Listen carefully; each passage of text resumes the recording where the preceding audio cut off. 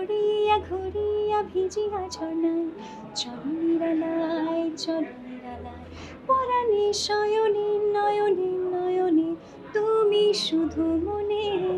চলনীলায় পুরোটাই একটা লাখ, হ্যাঁ, এরকম চলনীলার মতো আমার জীবনে আরও গান আসবে কিনা এটা আমার ভাগ্যের উপর ডিপেন্ড করে। আমি আমার কাজ চালিয়ে যাচ্ছি। এখন চলনীলার মতো আদৌ আসবে কিনা বা আরও আরও অসংখ্য আসবে কিনা সেটা একমাত্র আমার লাক বলতে পারে। তবে আমি এটা বিশ্বাস করি যে আমার লাক আমার কর্মের দ্বারা নির্ভর। সো আমি আমার চেষ্টা, আমার গানের প্র্যাকটিস সেগুলো চালিয়ে যাচ্ছি। আশা রাখছি ভালো কিছু ইনশাল্লাহ সামনে আসবে। অনেক বেশি উপভোগ করি যেহেতু আমি এখন একজন ন্যাশনাল আর্টিস্ট। যেখানেই যাই সেখানে আমাকে অনেক সম্মানের সঙ্গে সম্মানিত করা হয় যে আমি একজন বাংলাদেশের ন্যাশনাল আর্টিস্ট, জাতীয় পুরস্কারপ্রাপ্ত সঙ্গীত শিল্পী। এটা আসলে অনেক অনেক বড় সম্মান, অনেক বড় অর্জন আমার এই অল্প সময়ে। তো আমি এটা অনেক বেশি প্রাউড ফিল করি এবং আমি এই সম্মাননাটা সবসময় ধরে রাখতে চাই এবং সেই জন্য একটু বেছে বেছে কাজ করছি এখন।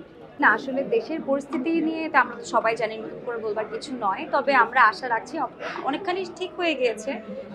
আসলে সব কাজেই আপস অ্যান্ড ডাউন থাকে, তো আমরাও একটা ডাউন ফেজ পার করেছি। আর আই হোপ, আমরা আশা রাখছি ভালো কিছু সামনে অবশ্যই সব ক্ষেত্রেই হবে।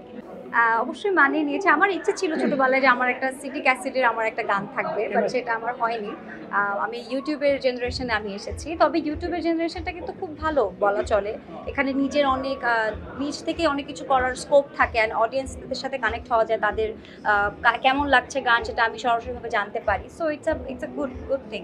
তো আমি ওভাবে আসলে ভিউ জিনিসটাকে ভাবে কাউন্ট করি না। অবশ্যই ভালো কাজ ভিউ হলে অনেক বেশি ভালো লাগে।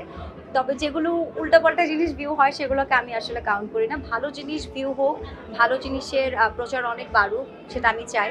এতটুকুই। ভিউটাকে আমি আসলে কাউন্ট করি না কখনো। ওড়িয়া ঘুরিয়া ভিজিয়া ঝর্ণায় চলো নিরালায় চলো নিরালায় পরাণে শয়নে নয়নে নয়নে তুমি শুধু মনে। প্রেমে হাসিয়া ভাসিয়া তোলা হাওয়ায় চলো নিরালায় চলো নিরালায় মেঘ ওড়িয়া ঘুরিয়া ভিজিয়া ঝর্ণায় চলো নিরালায় চলো নিরালায়।